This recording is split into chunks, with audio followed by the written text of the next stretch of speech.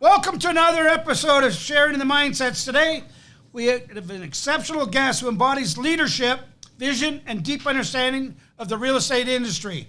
Joining us today is Christopher Alexander, President of REMAX Canada.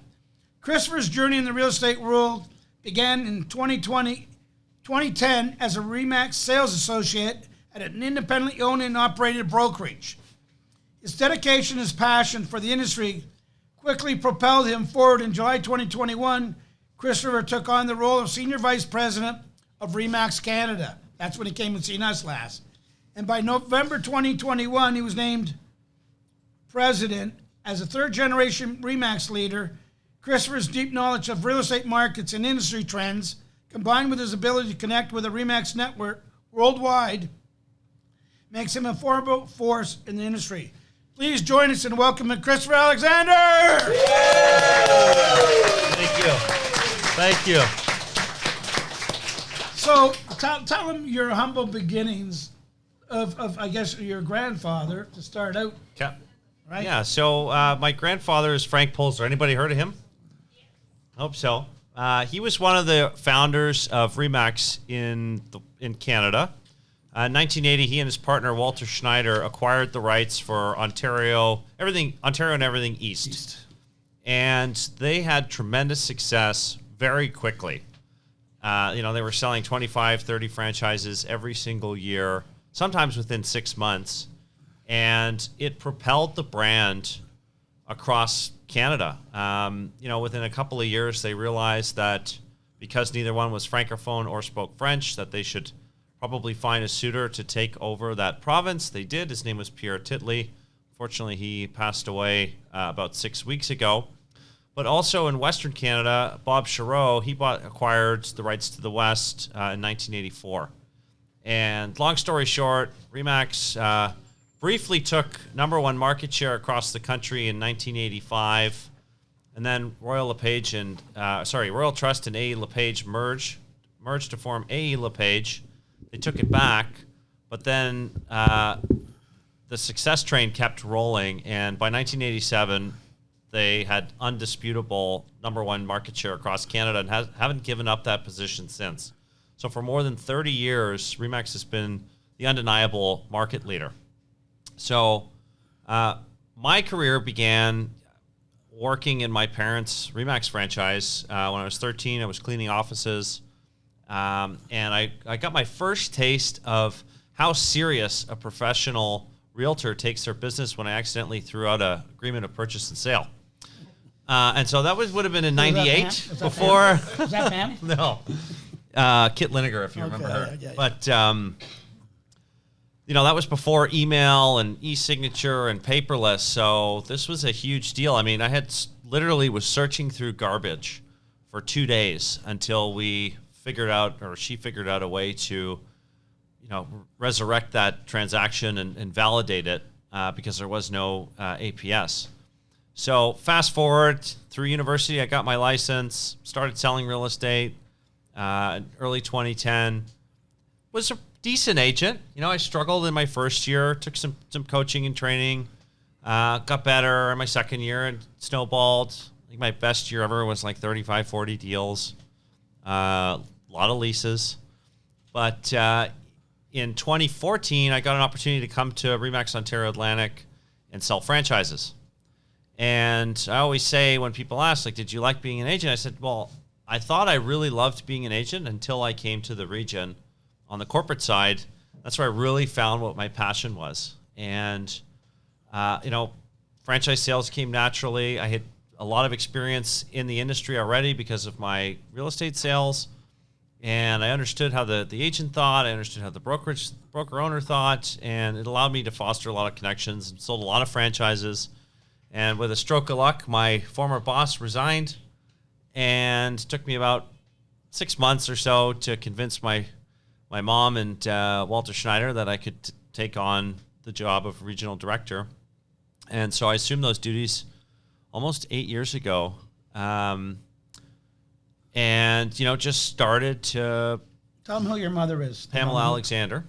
Now, Pam Alexander was the broker owner of many brokerages, but she also became the president at one. She was CEO of REMAX Integra, yes. which was Ontario, Atlantic Canada, Minnesota, Wisconsin, Indiana, and all of New England. Very, so 9 very, states. very, very, very bright lady, right? So they had the real estate background. Imagine growing up with really probably the most famous real estate people, because REMAX was nothing when they started this. You know, it was Roy LePage, A. LePage, Coldwell Banker. Well, there was a lot of trust companies. Yeah. Oh, I don't think Coldwell Banker was even here back then, but you know, the industry evolved. You know, my career evolved. I started taking on more and more. I started to get involved in our U.S. regions in 2019. I was here when you came back to us. Yeah. I think actually the last time I was here was January, February 2019. Yeah, somewhere around then. Yeah. And then, I mean, in late 2020, the family started to have discussions about what our future looks like in real estate in North America and globally. I mean, we do own the rights to REMAX Europe, and we've got 30,000 agents over there. But North America, you know, my grandfather was aging. My mom was really doing less and less. She was trying to retire for like 5 years. And we decided that it was probably the right time to explore selling our North American regions to REMAX Holdings, which is the parent company of REMAX based in Denver, Colorado. And, you know, we, you know, hit some snags along the way, but towards the, you know, second quarter of 2021, Walter and I really worked together to finalize that transaction. And so it'll be 3 years exactly since the deal closed, July 2021. And in July, they had asked, it was actually before that, but they had asked me to stay on and manage the Canadian operations. You know, we were merging with Western Canada. We're also integrating our company into the U.S. And Elton Ash, who was the former executive vice president in Western Canada, he and I, over the last 3 years, and he retired at the end of the year last year, we worked together to form what's now called REMAX Canada. And so we're in every single province and territory. Quebec is still an independent ownership group, but we do work really closely with them. I'm going to see them on Monday next week.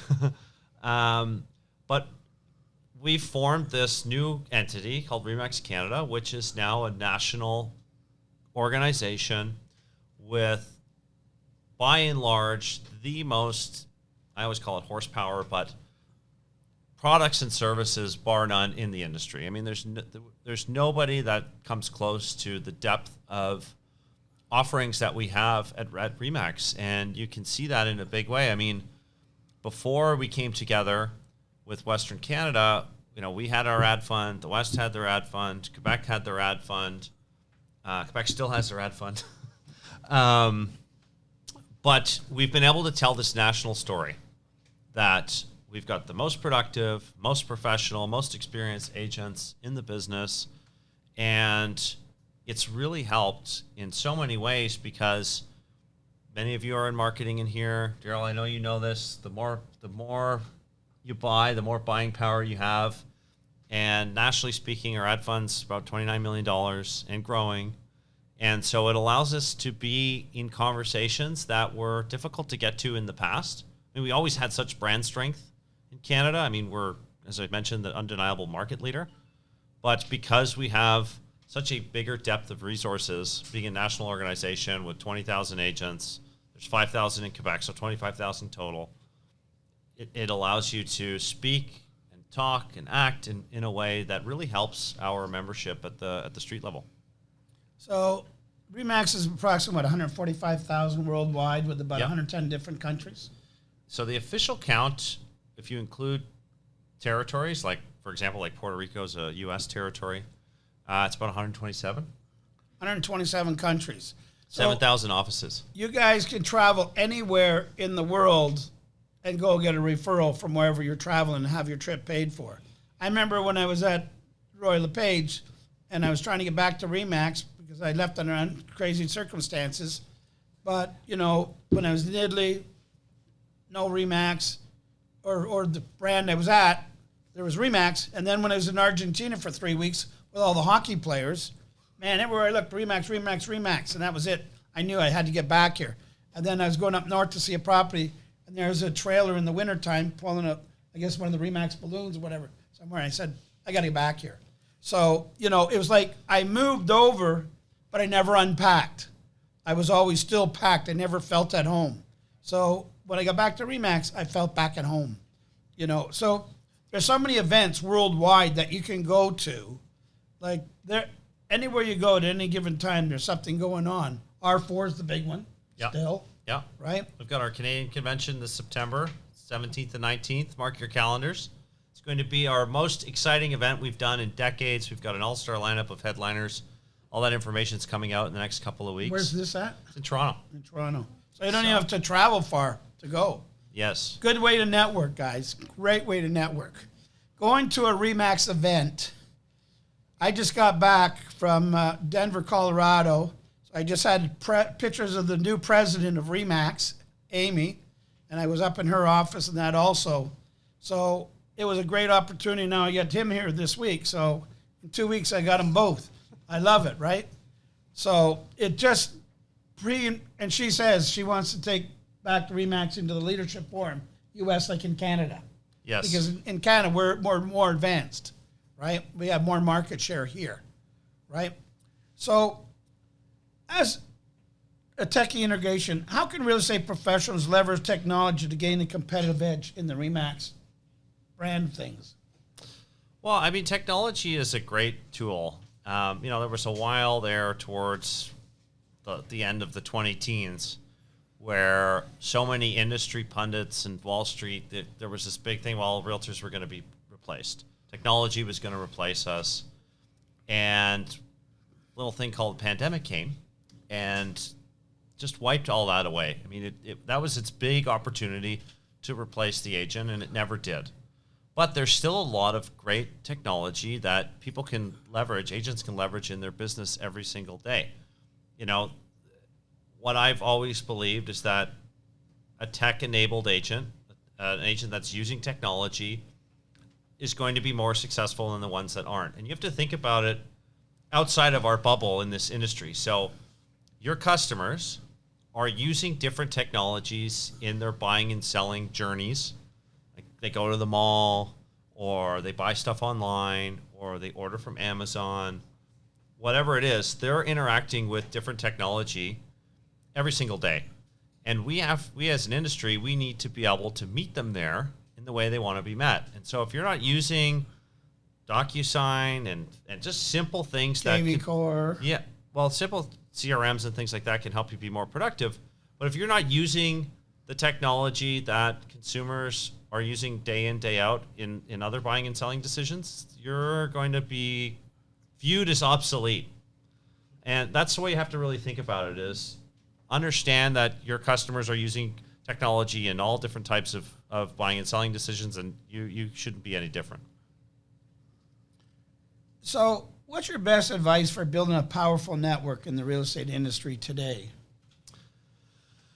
I love this question, and I've got some interesting research I'll share in a second. But, you know, my grandfather always would say, get out there and start talking to people. I love that. And if you research the top people in our industry, whether they're with us or another organization, but the top agents, they have a sphere or a network that they are in touch with consistently, they market to consistently, and they really use that as the foundation for their business. And yes, people like Daryl, you do a ton of advertising and prospecting, but I'm sure that you've, over the years in your career, you've built this incredible network of people that you probably drum up most of your business from. Is that accurate? We get a fair amount of business from our past clients and sphere of influence. Yes. Yeah. And so the best way to build that is relationships. And this is a relationship business. At the end of the day, success in this business comes down to two things: hard work and relationships. And so, you know, you're going to local coffee shops or grocery stores or restaurants, get to know the owners of those businesses. Ask them for referrals. When you're at family gatherings, and don't be too shy to remind people, hey, I am in real estate. Do you know anybody that's thinking of making a move in the next 30 to 90 days? And just always be shameless. I wouldn't encourage marketing at a funeral, but I know some agents that have. But there's a good chance they may need somebody, so you may, in a very polite way, whatever you can do, because, we help a lot of people that had deaths in the family, whatever. They're lost. They don't even know where to look for. So they're just like this. So you can offer services to them, like, maybe the place needs painting, maybe it needs cleaning up, maybe they need appraisals. There's so many things that they need before they could even think of selling it. So just being able to offer that. Yeah, and that's the big opportunity to also build a network, is to be that authority in real estate. And let's face it, there's a lot of BS and misinformation all over the internet today. Everybody's an expert. Everybody loves to tell the negative stories because that's what gets eyeballs. But most of these experts and pundits, they're working with data that's old. Like, the best you can get is 30-day-old data. We're sitting here on June the 10th, and the data that we're going off of is from May. Yes. Okay? Whereas you guys and girls, you're working in real time with consumers. You know what their psyche is in real time. So you can have those conversations with your customers that, yeah, you know what, the data from May was slow. But since the rate cut on June the 5th, I have, had X amount more phone calls than I did in the month of May. So you have this opportunity, because you're working in real time, to tell a more accurate story that no media, no data mining company can possibly tell, because they're working with old information. You have to be careful who you listen to, and that's what I tell you guys every day. There's so many people that, that lady I talked to when I was with Irene and Alex, she just had a subjective value, virtually nothing else. So, she believes in what she believes, but she has no facts or figures to back her up. And so she's looking for an agent that just wants to BS her and say, yeah, you're right. But I said, I'm trying to give you facts and figures. Here's all the numbers and all the equations of everything that's going on. So sometimes they don't want to hear the truth. And listen, if you can back it up with facts and figures, and most times we can, or we should be able to every time if we're going to say it. So, wherever you may be, and a lot of my friends over the years thought I only sold high-end properties. So I had to do a campaign that doesn't matter, big or small, we'll sell them all. So it doesn't matter. We're helping people. We're not selling homes, guys. Realize we're not in the business of selling homes. We're in the business of helping people with their real estate needs. So don't think I'm only here to sell your home. You're there to accommodate their needs. Because if you're not, then you're not really fulfilling your job properly. Well, and the rest, like, if you think like that, you act like that, the rest will fall into place. I mean, we just did a big research project. Well, we do it every single year, but we just got the results. And it said one of the segments was on social media and how useful is it? And the interesting part about it was Gen Z are saying, they're finally saying they're having a hard time disseminating who's actually doing business and who isn't. And for us, that's really refreshing. I mean, that's been a big frustration of ours as an organization over the last decade, is social media has allowed people to project a level of success that's not real. But now consumers are noticing. And Gen Z is saying, we want to make sure that whoever we're working with has a powerful network. And so the point of So what the research is telling us is that it's more important to build that network than it is to be a social media star.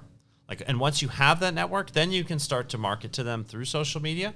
But I think most agents that have got in the business over the last 10 years have got that backwards, and it's really fascinating data. You're going to get a report via email from us in the next 6 weeks once we comb through it all. But that was really fascinating. And just back to the original question of how can you improve your networking? Get involved in your communities and attend local events. Get to know the different shop owners and store owners and other people that are helping your community economically, because that's what you are. Just like you said, Daryl, your job is to help people. It's a really scary transaction. Most people only go through it every 5 to 7 years. It's highly stressful. It's one of the most stressful things people go through. More stressful than getting a divorce or more stressful than taking care of an elderly parents and raising children. Divorce was number one. But buying and selling a home was number two. And so there's so much that goes into this deal, and being that trusted source, that authority in your communities is a really great way to build that network. And I was just talking to Nicholas about, he was doing an open house, and him and the guy clicked. I said, you're not going to go anywhere. If you cannot bond or click with the people that you're dealing with, they're never going to do business with you. They're either going to like you or they're not. If they don't like you, they're never going to do business with you. They don't have to love you to do business. There are lots of people that may not love me, but they love the way I do my business. So there's a difference there, right? They have my respect because they know that I'm going to do the job that I tell them I'm going to do, and not just a bunch of words, where lots of people just give them a bunch of empty words. They just blah, blah, blah, blah, blah, blah, blah, right? And then the first thing they hire them up, and they don't get anything of what they said they were going to do, and the people are frustrated like crazy. That is the biggest way agents can just destroy their reputations. Over-promising, under-delivering. Same in the brokerage business. Yeah. You're trying to hire agents and you promise them the world and you don't deliver, you can't deliver. You sour people very quickly. And, in the last couple of years since the shift in market, it's been so refreshing to see how much just basic business fundamentals are standing out versus all the flash, like phoning people back in a timely manner, doing what you say you're going to do, delivering what you say you're going to do. It's really made a huge impact, and they don't take a lot of effort. It's just basic things that, we all took for granted when the market was crazy. When I call somebody back, because I try and call them back as soon as I can, they're quite in shock that actually Daryl King is actually calling them back myself and in such a quickly manner, right? So the quicker you get back to someone that calls you, the better off you are. And they appreciate that, right? So when I say that I've given you a lead, I said they're better at that than I am because they can spend 100% of their time helping you and your family get what you want. So they're looking for your phone call and for you to follow up in a way that's going to make them happy, right? So what's the biggest challenge in the real estate market today and how agents can overcome it? What would you say is our biggest challenge, and how could we overcome that? I think our biggest challenge is twofold. Sort of what I was talking about earlier about misinformation and everybody being an expert. There's just so much BS that's out there, and it's so easy to amplify your voice in today's day and age, and that's challenging for us as an organization. You're dealing with competitors that aren't real, that aren't actually selling a lot of homes, but because of their image that they've created, yes, people talk about them. And, that's something to overcome. And, our attitude has always been stay humble and, let results speak for themselves. And now they finally are in a big way. Since the market's turned, consumers are looking for professionals again. Like, they know they need it. You can't just hire your brother, your nephew, your grandchild to sell your home. You need that professional that's going to work and field calls and market properties and do the grunt work that people didn't know how to do for a couple of years. So that's a challenge. I also think, too, that we've got a lot of agents, a bit of a stalemate, speaking specifically for the GTA, a bit of a stalemate between consumers and the Bank of Canada. We got a bit of relief last week. That's good. I mean, you saw it in May. It was abnormally slow for this time of year. I don't know about what you've been hearing, but what we heard at head office was that people were waiting for that rate decision. Everybody was. Yes. And so even if they held firm, people were still probably going to buy this month, but a lot of consumers were hoping for rates to come down a little bit, improve their affordability. And I think now with the promise of more decreases on the horizon, we're probably going to see a lot stronger activity going through the summer. And if they deliver, I mean, that's been the biggest challenge is the Bank of Canada can't make its mind up. But if they deliver and we get more and more decreases, it's going to fuel this market. I mean, who was around in March 2020 when the market stopped? Yes, we know you were. But, that was only 2 months of pent-up demand, right? Mid-March till mid-May.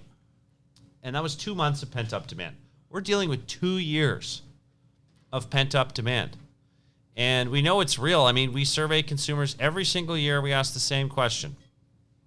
Do you want to buy or sell a home in the next 3 to 5 years? And every single year, it's between 70 and 75%. Last year was 74% that want to buy in the next 3 to 5 years. So think about it. All the people they do with all this engagement, 70% are saying within 3 to 5 years. So when you get a lead, what part are they in that cycle?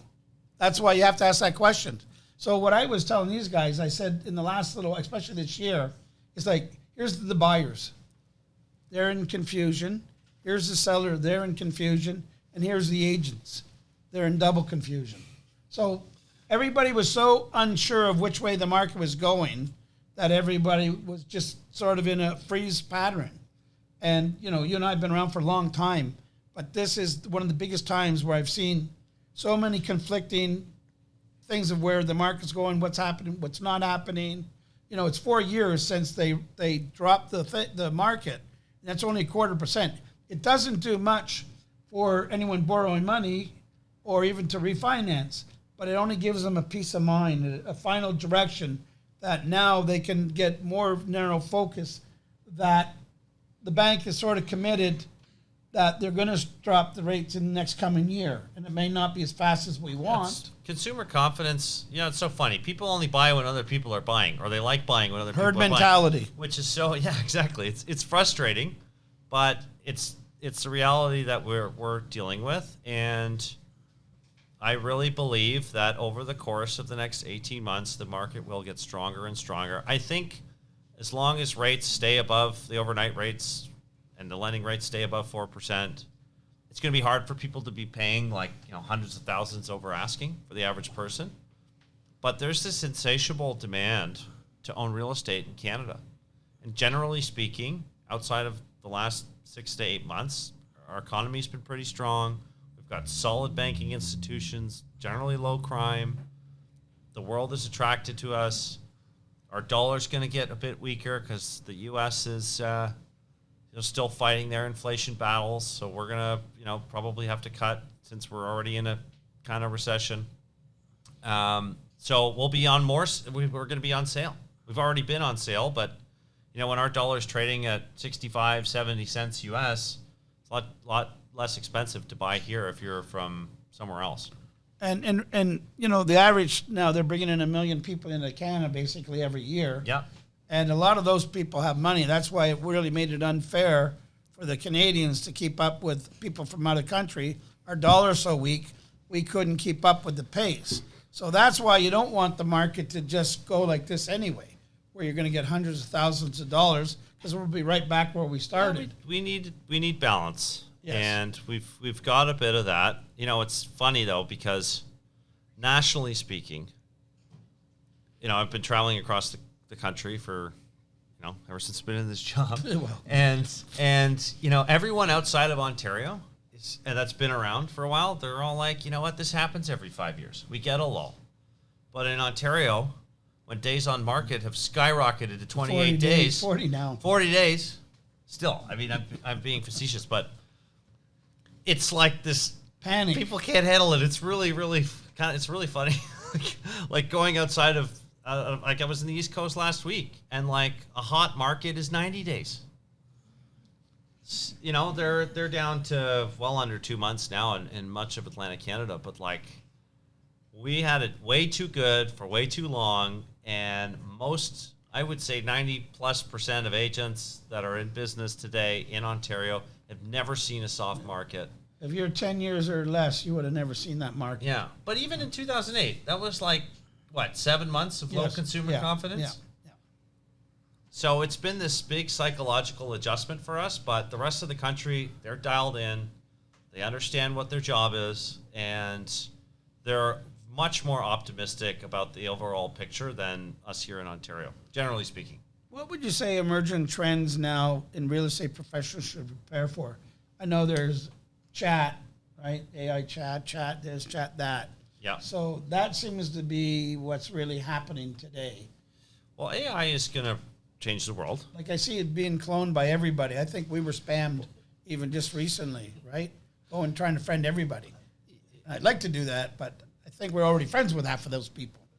I get probably 3 to 10 different AI revolutionary products reach out to me every single week.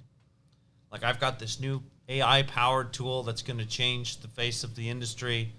Better get on board. And then the next day I get the exact same message. Pretty much, maybe the chat AI is writing it all for these guys. I think so. Probably.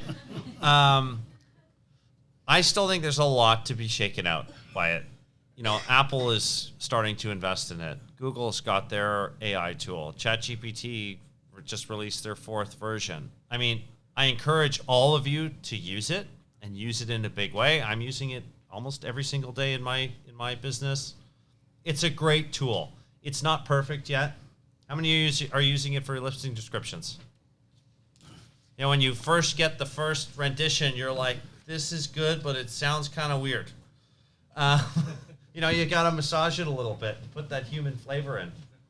You know, you can tell something if it's written by chat or by person. I'll share a story. So we had a franchisee in the West reach out to me and Kingsley Ma, who's our area vice president out there. And he's like, you know, guys, could you give me a testimonial for my brokerage for our recruiting booklets? Sure, no problem. So I wrote something. About a day later, Kingsley responds, and Kingsley, if you're listening, I'm sorry I'm picking on you, but he's a good guy. He's a great guy. Great guy. He responded, and the franchisee was like, this is great, Kingsley, but you totally used ChatGPT for this. It was like the most poetic, beautiful testimonial I've ever heard. And like I saw it, kind of rolled my eyes.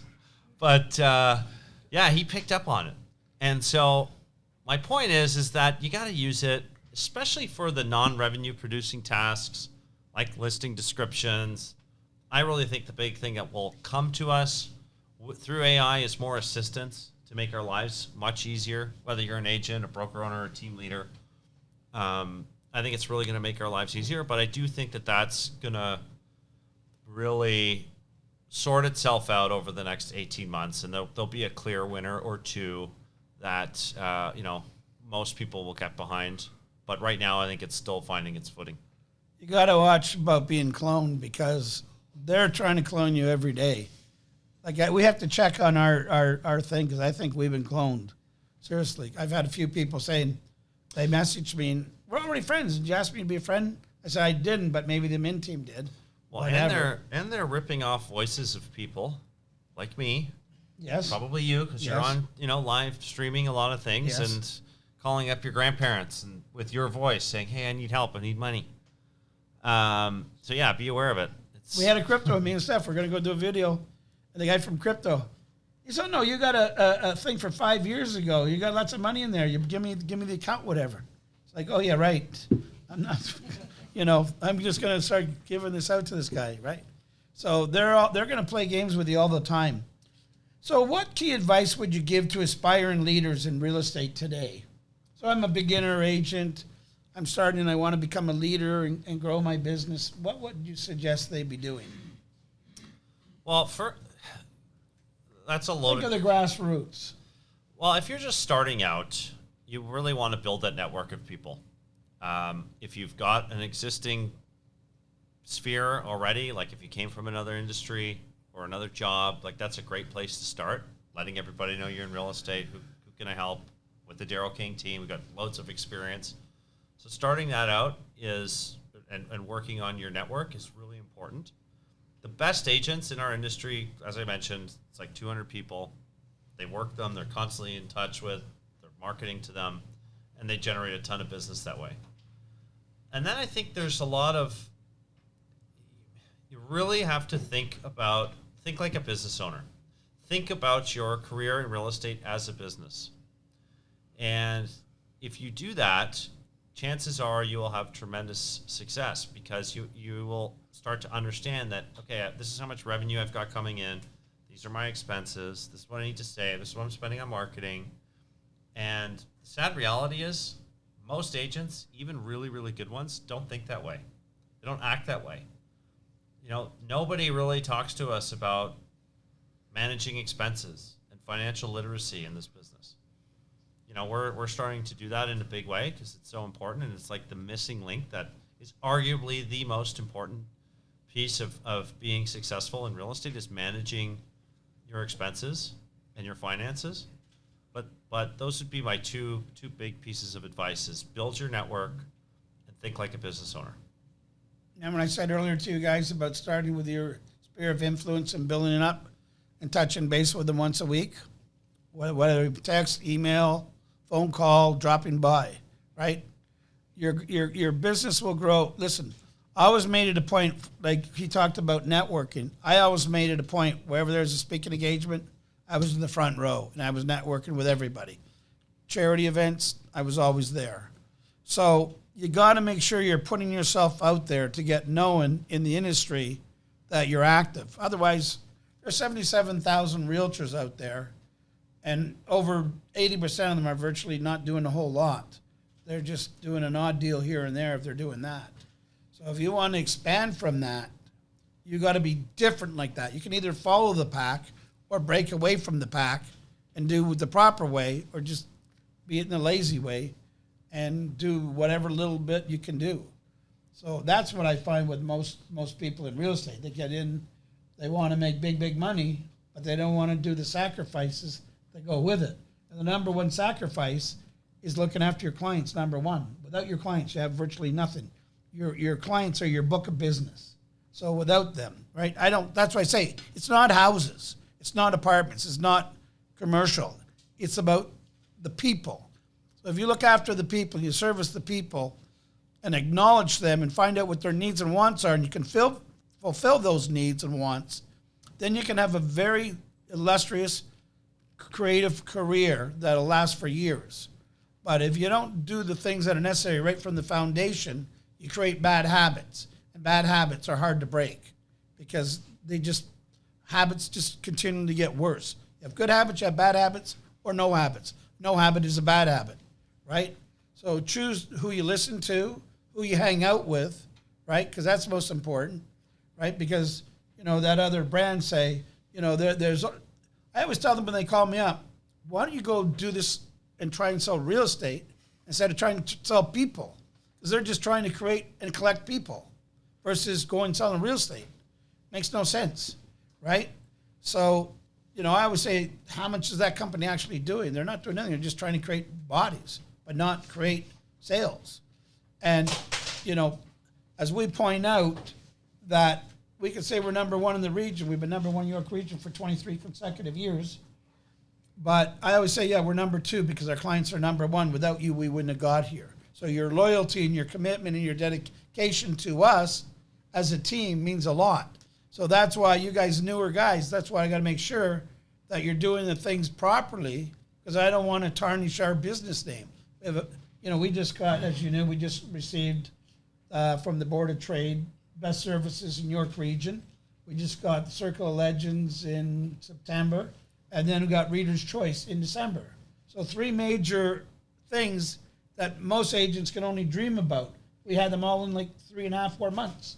Yes. Right? That's amazing. Congratulations. Right? So all of you. So you're never too old,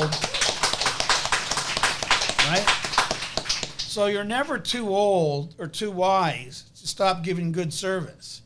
Because since COVID, service has become a nightmare. Now, when I flew down to Denver, I flew Air Canada, and I still fly Air Canada mostly. I had the best experience I've had in flying ever. The airline host is Anka, and then the other lady, I didn't know her name, and that they were unbelievable. I sat business class, and my buddy Ray, his wife works for Air Canada. he even said himself, he said, this is unbelievable. How they acted and how they treated us. You felt like you're walking on a cloud. Like the service was just unbelievable. Yeah, if only they would be on time more often. Well, it's, the problem is that we could blame them or not blame them, but, airlines have a lot of mechanical things, and they got to make sure you're safe. Well, I'm just teasing because it's like this there's a disconnect. You're right. Their in-flight service is amazing. I fly all the time, and I've noticed in the last 6 months, they're really friendly, they're attentive, they're always trying to make it more comfortable. But then there's that disconnect because the airline's late. Or they cancel. Like I was just canceled last week going to Halifax. They just canceled and put me on a later flight, which screwed up all my plans. And, it was a wonderful experience flying there. But the fact that they delayed, and it happens all the time, that can upset you as well. So, yeah.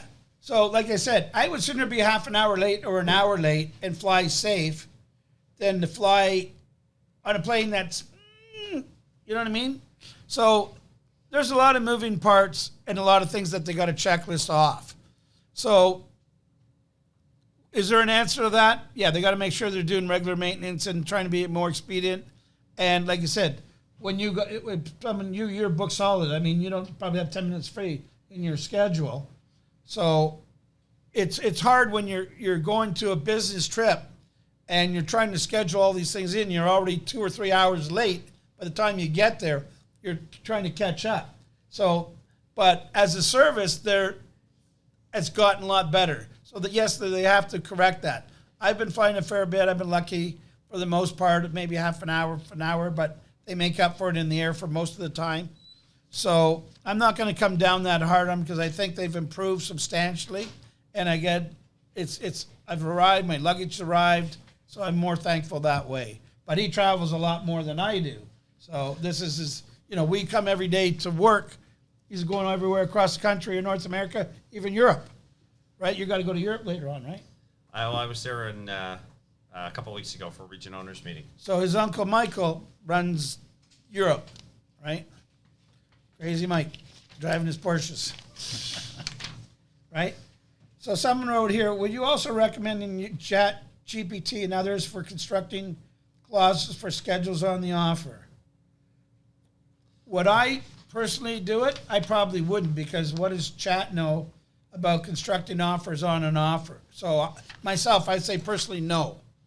What would you answer that being the president of REMAX? I would take a hybrid approach. I would say use it, but make sure you get your broker owner to check it so that it'll fly. And if it seems a little, trust your gut too.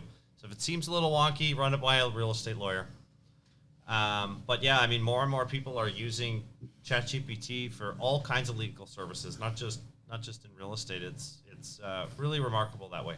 But again, verify it. Yes, because it's got to pass RICO. Remember, we have RICO rules and regulations. And I don't know if ChatGPT knows RICO rules and regulations, and TREB also. And I'm not a lawyer, for the record, but people create, just because you create a clause and a consumer signs it or somebody signs it, doesn't mean it's enforceable. So that's why you got to verify, because it could create the most incredible clause you've ever seen, but if it's not enforceable, it's a waste of time. How can agents and brokers effectively grow their business in a competitive market? And we're in a very competitive market. Like in the Toronto and GTA, there's 77,000 agents. We have the largest real estate board of anywhere in the world, right? We could probably get rid of half of them when we have about the right number. So Toronto Regional Real Estate Board is one of the most, or there's more agents per capita it's the largest than board anywhere in the else world. that I know. It's the largest board in the world. Bright MLS in the U.S., they have 90,000 members. They beat us. But they've merged with all these different boards. So now we're second. I'm sure TREB will catch up on their conquest. Focus on the fundamentals. Like,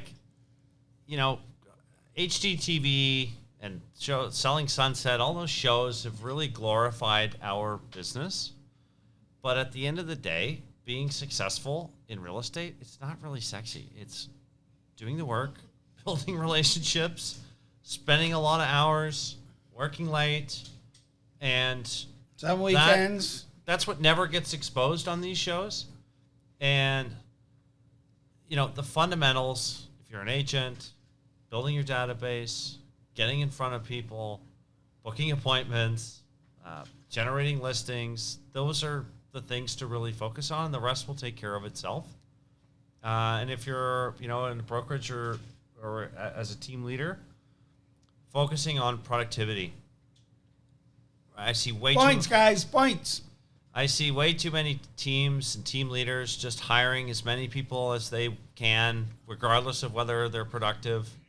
And to me, that's a really bad place to be for the team leader, because you've got all these people not doing anything. They're costing you money. And for the agents that are on these teams, you're surrounded by other agents that aren't doing anything. And I can only imagine what the negativity in that cesspool is like. Well, that's why we're working on the guys that are going to work. We'll be here. And if you're not going to work, we're going to ask them to leave. Yeah. So it's the fundamentals are so critical. And if you focus on that, you're disciplined to staying focused on that, you will be successful. But this business isn't for everybody. And hooking up with the REMAX brand, #1 brand, and then the Daryl King brand on top of that, it's a win-win situation. You're already a recognizable icon out there in the competition. Because I don't know what competition wants to say they've outsold us, because there isn't any, right? So, they can talk all they want, but we got proven results in action, and we're prepared to keep moving forward. I'll tell you a funny story. So I mentioned we do consumer surveys. We do big marketing campaigns every year. Probably seen them. Hope you've seen them.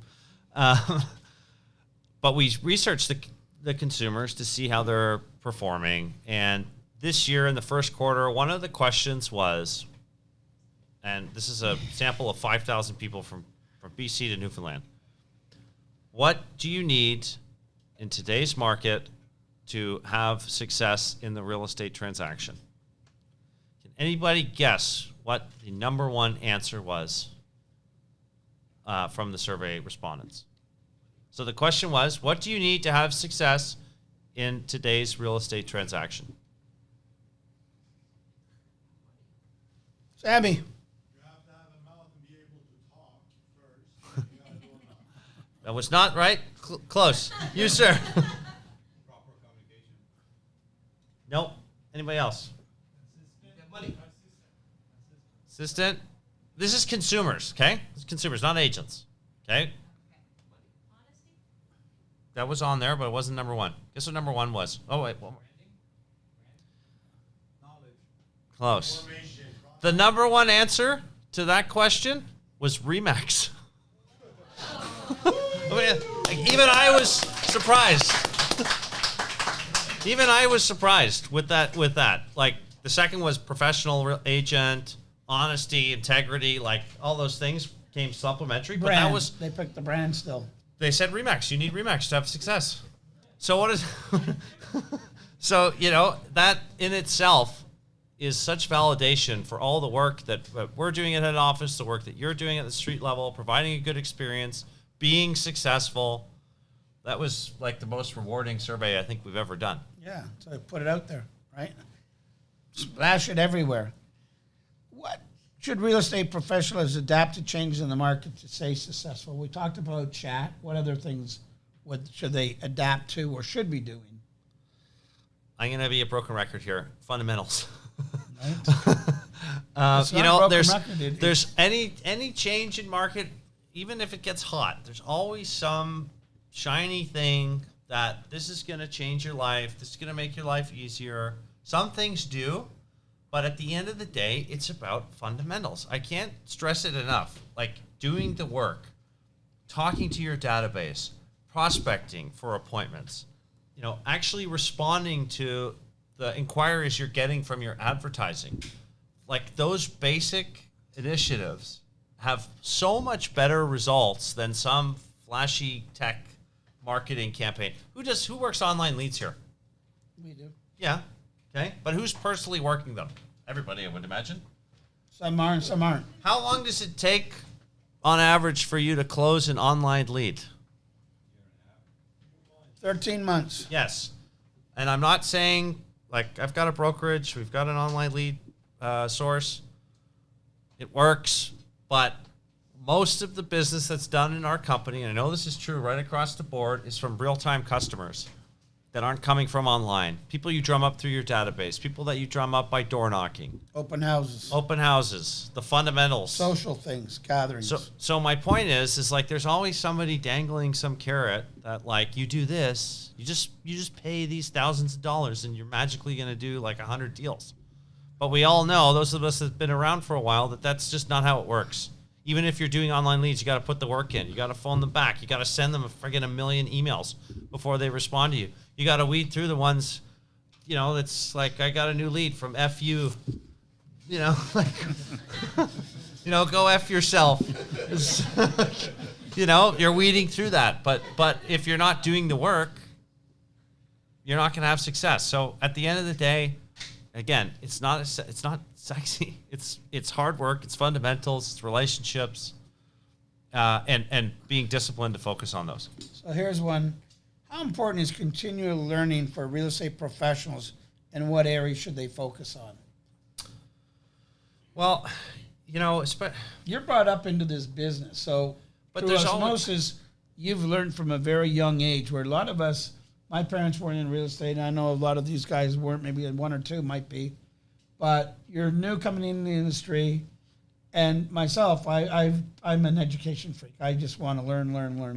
I'm always forever taking courses and trying to improve my skills. What's your thoughts on that? Well, you know, me personally, I'm learning every day. Like I'm sitting here, I'm learning from you, Daryl. You have to be curious, but there's so much change that happens in our industry. Anybody heard of Tressa? That's You one know? of the biggest changes that we face in decades. Yeah, I mean, Some of them happen. Some of them happen. I should cover the mic. But, you know, there's always policy change and update, like all the time.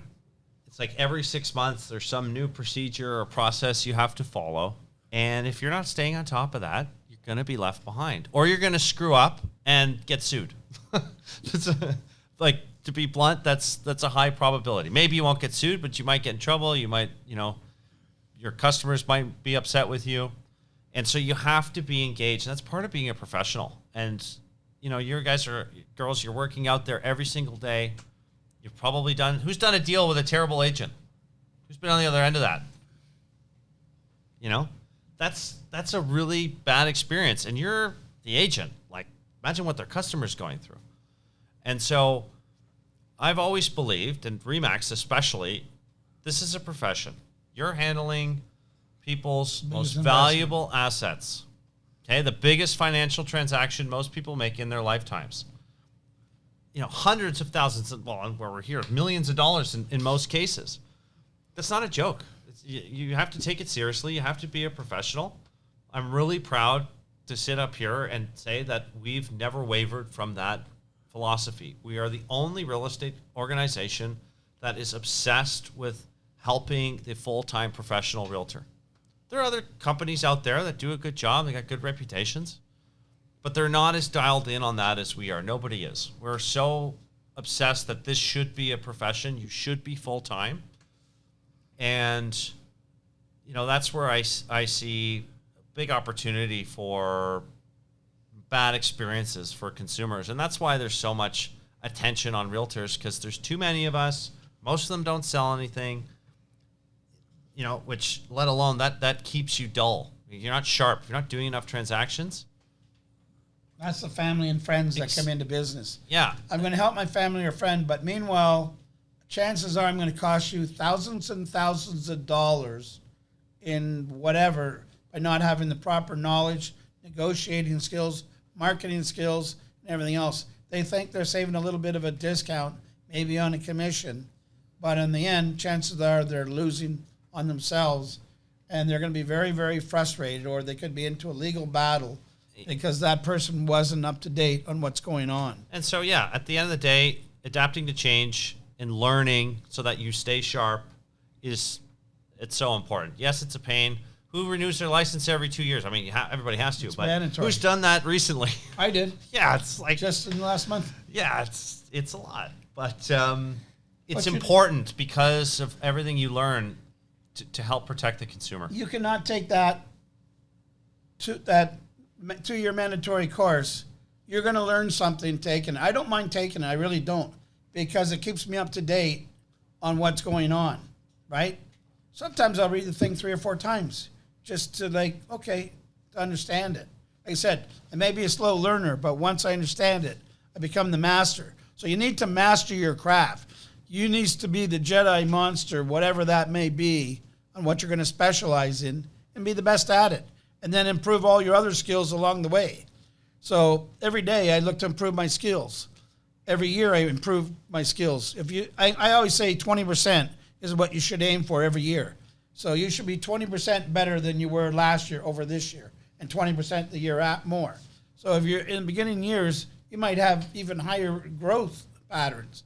But if you can achieve 20%, you're growing pretty tremendously. And real estate shouldn't go up 20%. Real estate over years was always 3 to 8%. So we see 20 and 25%. There was going to be a crash. There was going to be a meltdown, because it's like getting in your car, hitting the gas to the metal, and do you think that something's going to blow? It just can't take it, right? For a short period of time, no problem. Not for a long period of time. So that's why we've gone through a readjustment period. So we lost lots of agents along the way. Now there's new ones coming back in. But the new ones got to go through a much more stricter Which is a good course, thing. right? Yeah, I like it. we've been advocating for that. I mean, the barriers to entry are very low. AREA specifically has made a big effort to improve that. And yeah, I mean, it's a profession. You're handling a major transaction for people, so it's important you treat them professionally. So I just wrote down 3 most important habits of highly successful salespeople, right? Sales experience. So I talked about with Chris and Vika, 2 of my top agents. Vika's been with me 14 years, and I guess Chris has been with me about 10 years. So they learned more this year in things that happened than maybe all the years accumulative. So there was just some things that were thrown our way that was a major challenge. We overcome it and became successful. But I believe because of that growing pattern, their growth rate will now have a tremendous growth this year. Their business maturity, their handling toughness just gets that much better. It takes time. Listen, if you want to be an Olympic, you go to the Olympics every 4 years. And it's only a matter of seconds, multi-seconds of whether you win or lose. So in this business, and they train for 4 years, there probably isn't a day that they don't train. There might be 1 day a week they take off just to rest their body and their mind.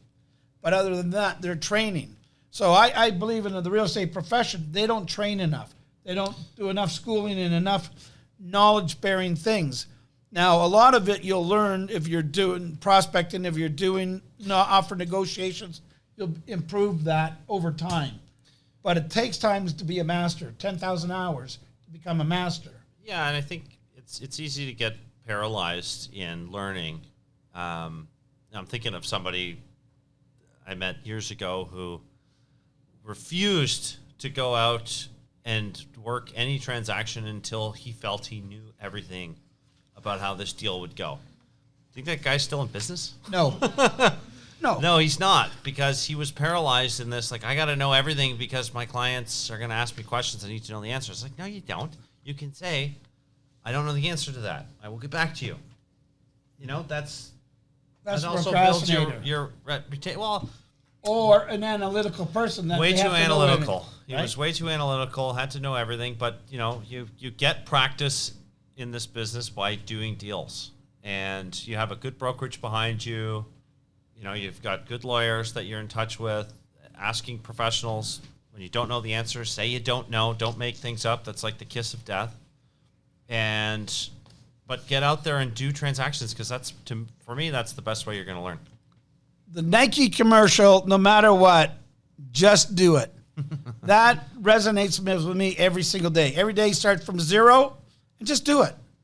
Because what happens is we come complacent. We have some successful moments, and where it's like this. Real estate is like a cycle.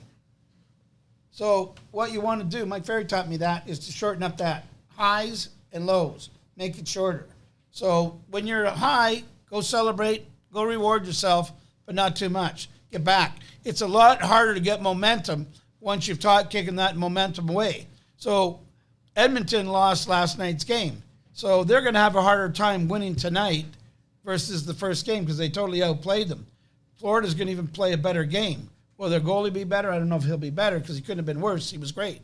So, but the momentum is everything. Winning is contagious. So while you're winning, continue to keep winning and keep learning. So on this note, what are some things that you still want to accomplish? You're a young guy, your father, 2 young boys, a beautiful wife. You've got a big legacy of real estate behind you. So what are things that you would like to accomplish moving forward for the rest of 2006 or 2024 and for the next 6 months? Well, I think for the balance of the year, we really want to make sure or see our strategy through. And so we've been working really closely with our franchisees and our broker owners to make sure that our agents and teams know about all the tools and services that you have access to as a REMAX agent. So has anybody been on our Agent Broker Hub recently? It's agentbrokerhub.remax.ca. Everything that has to do with REMAX is on that site. That's where all our PR reports, you have access to those. A lot of those are on our blog too, blog.remax.ca. But we want to make sure you have access to these tools because the people that are using them are, on average, a lot more successful than the ones that aren't. So that's been a huge initiative of ours from the start of the year. We're also working on some really big conversions of some of our competitors are going to join us this year. I want to see those through. That'd be nice. But, we're poised to have one of our biggest growth years after a slow start in history. So a lot of people are attracted to this organization, and we want to make sure we're seeing that through for the rest of this year. Fabulous. Thank you. So we've come to the magic hour that I want to take some questions. So if any of you guys, I've asked you guys to prepare some questions before we got here. Who did their homework and who's got some questions for us? Nick, you can go first. Thank you very much. It was very interesting little discussion that we had here. So my question is, in the 1980s, the average cost for a home in Toronto was around 487% of the annual income, and now it stands at roughly 1,800%. So what do you see the future of real estate holding for young Canadians or Torontonians in specific? Well, a lot of first-time home buyers, young people, are looking to other places in Canada. Migration. It's been a phenomenon. I mean, Alberta has been the biggest winner, followed closely behind Nova Scotia and Atlantic Canada. The income to property value, I won't call it a debate, but discussion. It's a real thing. But what's often left out is for most, we're in the midst of the biggest transfer of wealth in history. All these wealthy boomers that have rode that wave of price appreciation on their properties. They came from a different era where, don't take this the wrong way, but buying Gucci shoes and Prada purses and all that was just not a thing. It was much sexier to save your money and build asset value. And now that those boomers are out of stage, are passing on that wealth to their kids. The millennials are now the richest in the industry, like in their age bracket now. Yes. And so does everybody have that fortune or that privilege? No. But we're seeing those people, and a lot of it's driven by new Canadians. They're buying around the country. They're not like, I think there's almost like this entitlement that because I was born in Toronto, I should be able to buy in Toronto. And that would be nice, but it's not real. I don't know. People that are born in New York, they understand it's expensive. Same with other fantastic world-class So cities. they're born in New York, they better go get a good high-paying job to stay in New York. Yeah. You're born in Toronto, you better go get a good high-paying job to keep you in Toronto. But, Daryl mentioned I was in Atlantic Canada last week, did a 6-city a 5 city, 6 company stop. The average sale price is like $365,000 in New Brunswick. About the same, a little bit more in Nova Scotia. Newfoundland, it's even less. Alberta, Edmonton has the highest disposable income to housing in the country, and people are buying there. They're picking up and they're moving out there. Now the big question is going to be jobs, like where are they going to work? For a while there, you could dial in remotely, but companies are forcing people back. But big organizations like Amazon, Walmart, to name a few, they're all setting up and building factories. Like Moncton, for example, it's like that is boomtown. There's been a tremendous amount of land being bought up from all different classes of people. New developments are planning. You're not going to recognize that city in the next 5 years. And so I see younger people that don't have access to family wealth are going to start looking elsewhere where they can't afford it. I've had a number of my clients during COVID who've sold their properties here, and they work for the banks, some of them, and some other different companies, but they got to work at home. So now, like you said, the companies are wanting them back, but the 3 that I know, they're doing well at home. They're doing lots of work, and they're well respected. So, but there may be a day soon. Well, it's going to be a battle. I mean, like, we're starting to see the I won't call it detriment, but the perils of remote work en masse. And then, you get into employment equity. It's like, well, like, I'm in here every day. Why isn't Daryl? Like, Yeah. So what if he moved to Newfoundland? Like, I'm coming in every day fighting this traffic with the closed gardener and the bike lanes and the Everything. and the construction. Don't get me started. But that's gonna shake itself out. But so this is the other thing too. Build your relationships with realtors across Canada. Like you mentioned, how many people are moving out east or moving out west? The migration out of the city in Toronto GTA in the last 4 years, has been the highest in forever. It's never been this great. Yeah. So everywhere, someone knows someone going somewhere. We send a number to Calgary, Edmonton, out east. So get a hold of those. You get a referral, guys. And some of these agents, like, I'm thinking of like Alex Wilson, REMAX Wealth Builders, Jad Sandu, REMAX West. Like, they've partnered with some pretty great developers that were from Ontario. They're doing all these projects in Alberta. And now they've set up their new teams in Alberta, and are servicing clients going back and forth. They're servicing investors that want to buy in a less expensive province. So like that networking, other agents in different provinces can be very, very fruitful. Anyone got any other questions? I hope I don't have just one question here. Ask me anything. Guys, I told all of you, write down a question that you want to ask. Hold on. Alex, you got something? Yeah. He's hobbling with the back. I see you were limping too. What is it, guys? Injuries? Always, but I'll let the audience ask. No, you're going up next. All right, thanks, Alex, for Chris, for taking time. I just have a quick question about the tools that REMAX is enabling and empowering their agents. Recently, you implemented KV Core, which is great. So, a lot of us use it. But is there anything else in the pipeline? There's always stuff in the pipeline. This industry changes at such a fast pace, but there's some of the ancillary tools, like when we do about 4 or 5 contests a year that you can send out to your clients, where they have chances to win money, or they have chances to win trips, or they get stuff NBA, with pet basketball. value. NBA, like, are you leveraging those programs? Those I find, or we've been finding, are much more lucrative and have a higher success rate than So we need to make some sure we're new doing technology that we release. The challenge with technology in the real estate business is adoption.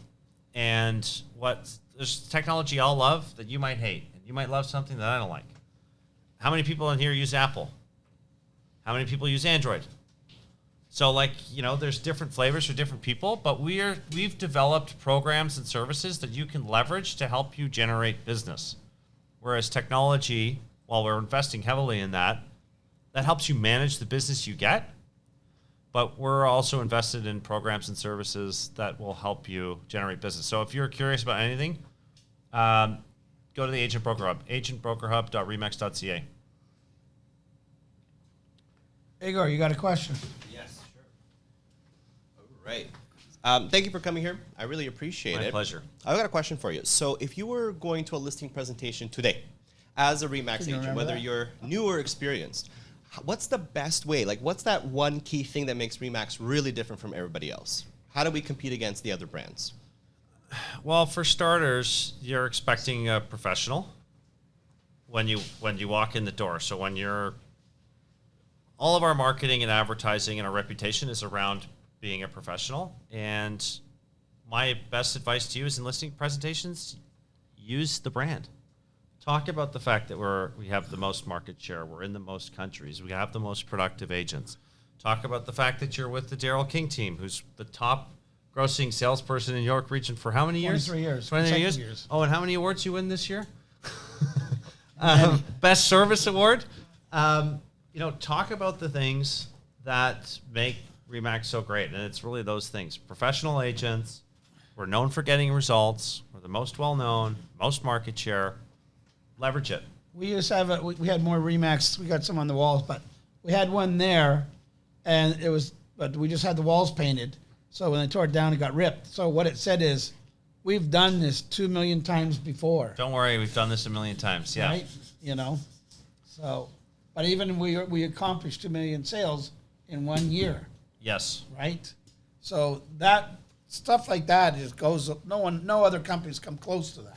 You need to explain that to them. Well, and on that on our agent broker hub, there's all these marketing collateral that you can show your customers or your prospects. Like, this is how much business we're doing versus the competition. This is how much we outsell them. This is all the exposure you get on REMAX.ca. I mean, we spend a tremendous amount of money every single year, and we're the most searched branded website in the country. So it's really, really difficult to compete against that when you're at the kitchen table. So I got something for you. What do you want to do or see less of this year, what you've seen earlier last year and earlier this year? What would you like to see less of? And then after, I'm going to ask you, what do you want to see more of? It's a tough question. It's a really... I just have to think about it. I know in 2023 was the worst year in real estate in 22 years. But it's worse than that because the population's growth was 25% higher than it was before, plus the agent growth. So it was really worse than 2022 years. Now, that was basically government intervention, raising the interest rates 10 times in such a short period of time. So it's like taking your car and just smashing it into a wall. So it had such an adverse effect on the industry, all too much, too sudden. So it's hurt a lot. I see a lot of people suffering. I've never seen in the Canadian economy in my whole life be in such a bad situation as there is now. So many people suffering that, their extra dollars to pay this, to do that. One of the girls on Saturday got something for lunch. She's working on Saturday. She paid $30 for lunch. I'm going, I'd like to see a lot less of that. yeah, right? So I'm shaking my head. I think, some of the challenging things over the last 18 months since the market slowed down is it feels like agents are a lot angrier. It's Not agents. I find the public That because too. of their mortgage rates. Well, but agents too. I mean, there's a lot of stuff online that you see, and you're just like, I don't know where.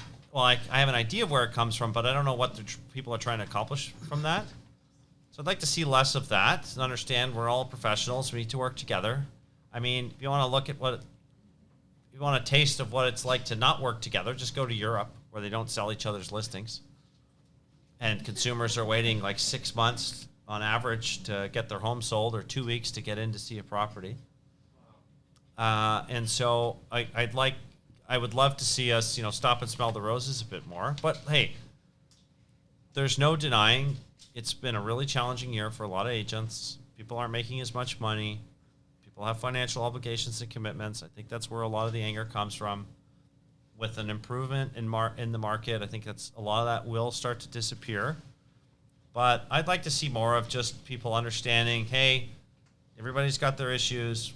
We're in this together. I know it's cliche, but we're an industry. We've got to work together to have success. And I'd like to see a bit more collaboration across the board. I love it. You know what I told them today? come from gratitude. Every day my 2 feet hit the ground, I come from gratitude. I'm blessed that I have the opportunity to go have opportunities to go to work every day. Others don't, Yes. right? So we have to acknowledge in gratitude that we have. There's so many opportunities out there. And the problem is too many people make excuses and no results. Make less excuses and get more results. That's really, so it's taking action every day. Yeah. Because they don't take action enough. They're sitting there drinking beer, smoking pot, or goofing off at the beach, or whatever the case might be, right? And, there's some people that are supposed to be at this meeting today, and I'm going, I got the president of REMAX Canada coming here. I would break a leg to get here, to be here, to not miss this opportunity.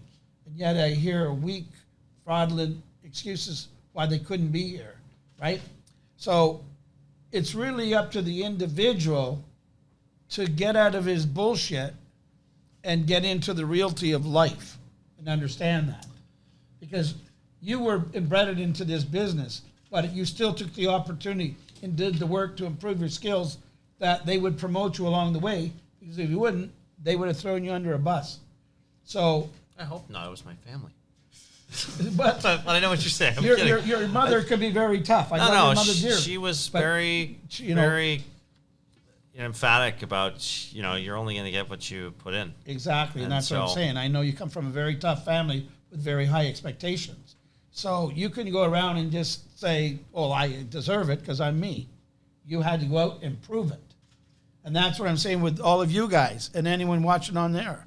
You got to go out and quit whining and crying and blaming everybody else and talking behind someone else's back because you're telling someone else about all this BS, but realize you just left that person. So then who are you talking behind my back? But I'm not there.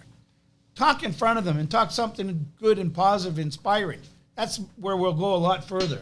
If everybody spreads love as equally as they spread hate, this world would be a lot better place, I tell you. I don't care if you're white, black. Listen, we have 34 different nationalities in my team. And I don't take for any racist bullshit or anything like that.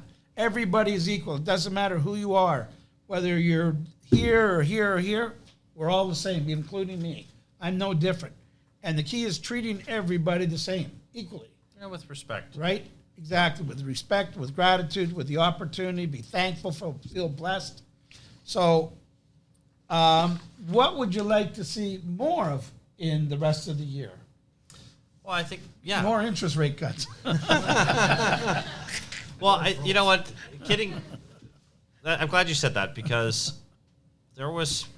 I felt there was too much waiting from too many agents around government policy in the Bank of Canada.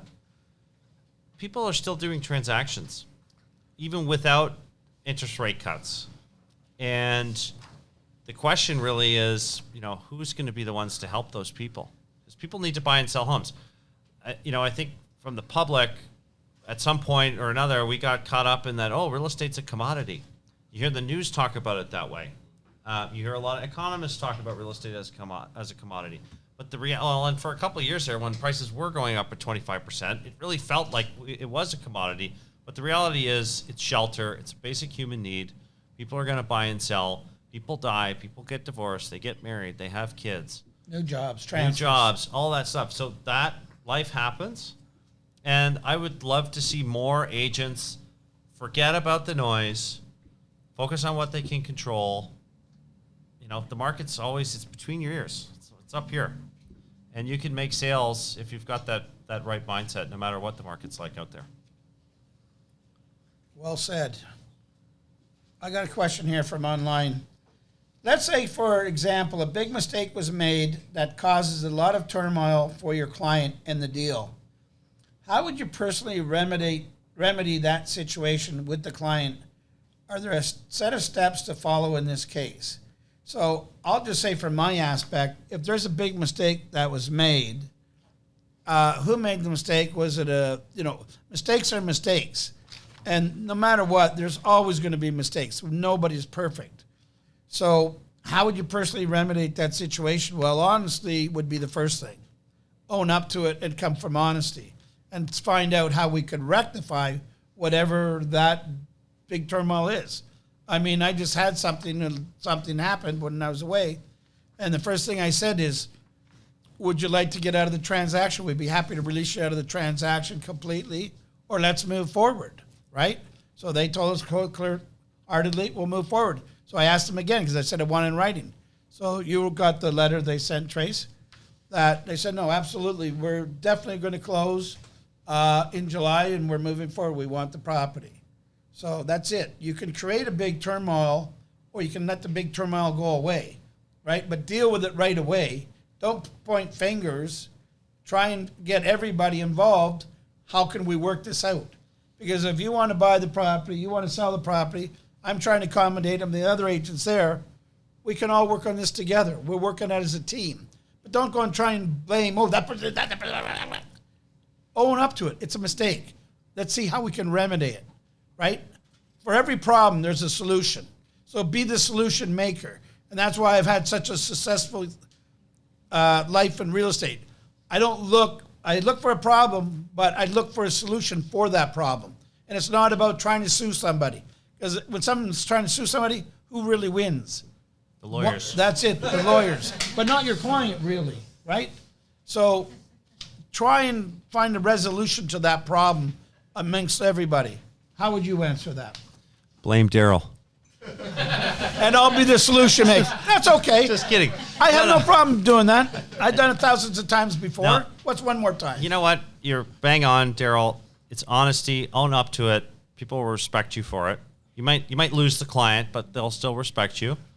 But as you said, like we're here to facilitate transactions, manage people's expectations. It's an emotional sale, highly, highly emotional. I think we forget that way too often. And finding a way to, you don't have to find a way to do this, but just own up to it and find a way to bridge that gap, see if there's a way forward. And I like what you said too. Like if this is a big deal, we're willing to release you. I think that takes a lot of the angst out of people that they know they have an out.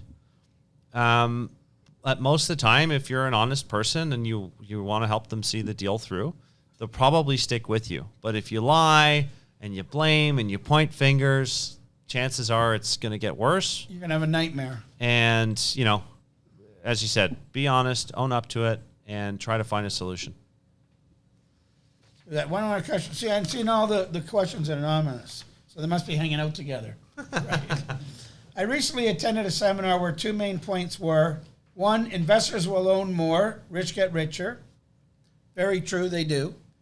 Two, more people will rent and less percentage of the population will own property. Well, I hope that never happens. Three, Canada's government is strained for resources, and the Ontario Housing Development Plan is not as optimistic as it seems. How true is this at the moment, and what should we as agents do with this information, short-term or long-term? So I'll say it again. So this is an agent, they went to a seminar, and the two main points, investors will own more. Guess what? Rich will get richer. Investors will buy more property. Some investors have 6, 7 properties, where one owner has one property. So that's already happened. So it's not new. Most investors in Canada, like the vast majority of them, are like small time. They might own a rental property or two. Most of the time they do that so they can either fund some of their retirement or help their kids go to school. Okay? They sell it so they have it, or they want to buy a property so that one day their kids can buy a home. So that's the majority of investors in Canada. Yes, the rich get richer when they're focused on, building their wealth and they're disciplined to keep reinvesting, the gains that they realize.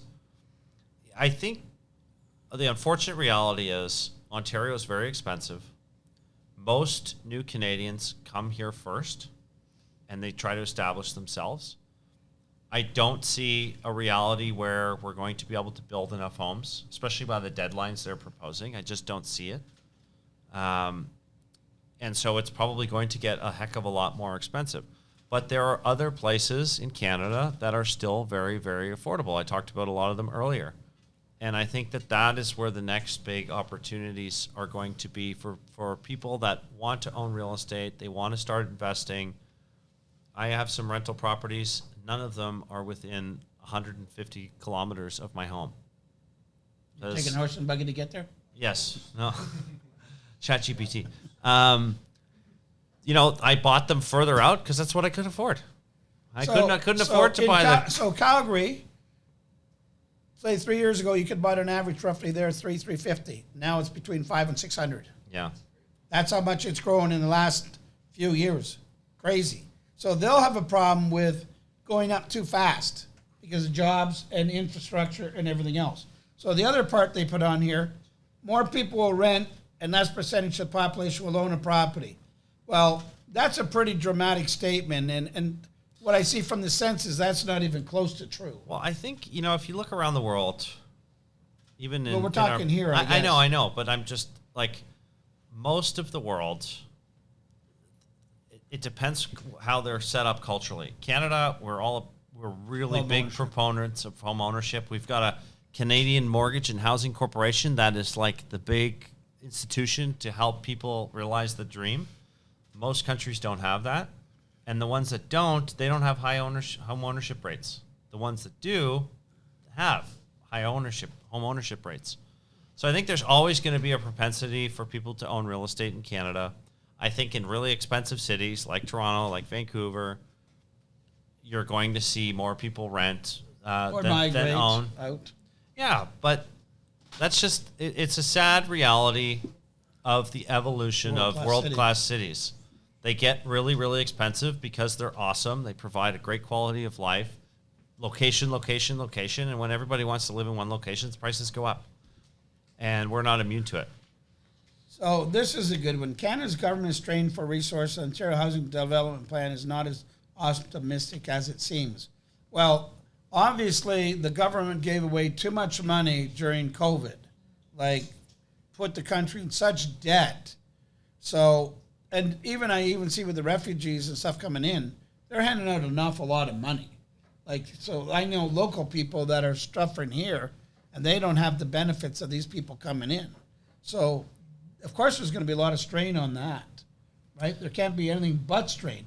Look at even down there, downtown, right? But the thing, people were coming in out of the country, and they didn't have anywhere to go. There was thousands of them outside, living outside. It's so frustrating because like anybody can understand that when you let in 1 million people in a year, and you've got no national housing or infrastructure strategy, what's going to happen? And that's what happened. That's what's been happening over the last 15 years. No national housing strategy. I'm talking like a 3-way strategy between all the levels of government governments. that work together to say, okay, yeah, we got 1 million people coming in. So many are going to this province, that province. Okay, provinces, what are you doing to work with your municipality to make sure there's adequate housing stock? And municipalities, what are you doing to make sure you're not taking 3 years to approve a development project? And we had all of that. Like in Toronto. So They never agreed on anything, any of like all the levels of governments. They never agreed on anything together.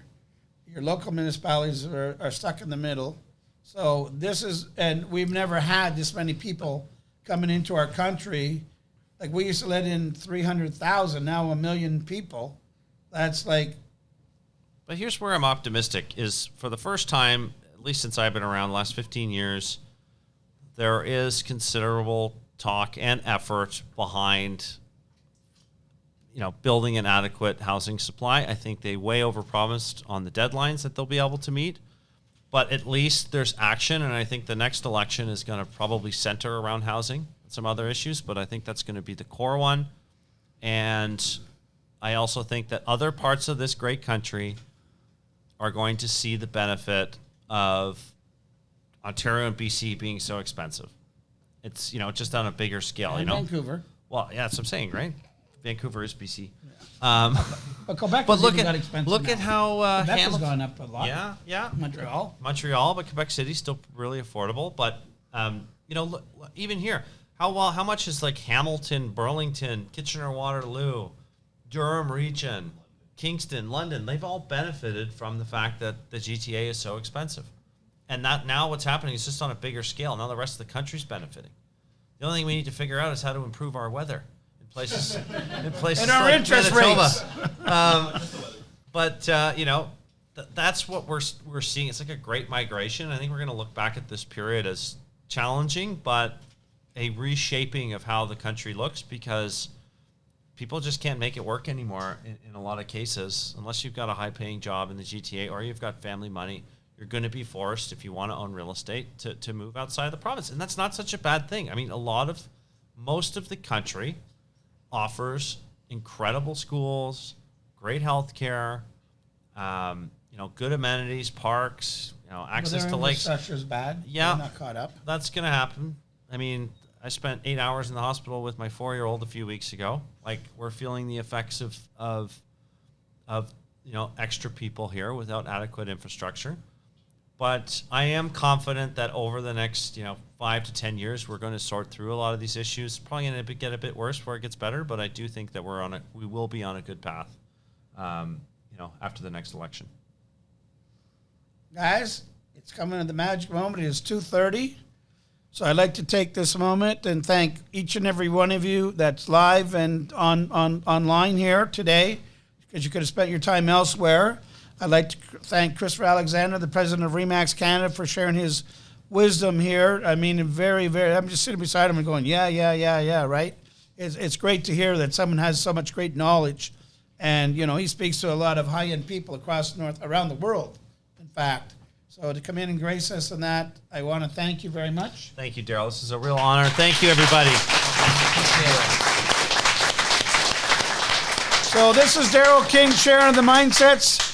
Till next time, be well, be safe, and any questions, give us a call, 905-907-5464. Our home's at darylking.com. And if you'd like a copy of this, DM us, and we'd be happy to share this today. Take care, be well. Bye-bye, everybody. Thank you. Thank you. Great That job. was awesome, man. Thank you. That was wonderful. It's always fun when you get visitation, Yes. right? Watch your head on that light, That was great. right? Thank you. How was you really feel? fun, You Daryl. feeling the hot seat? No, you know what? Shut my mic off. You're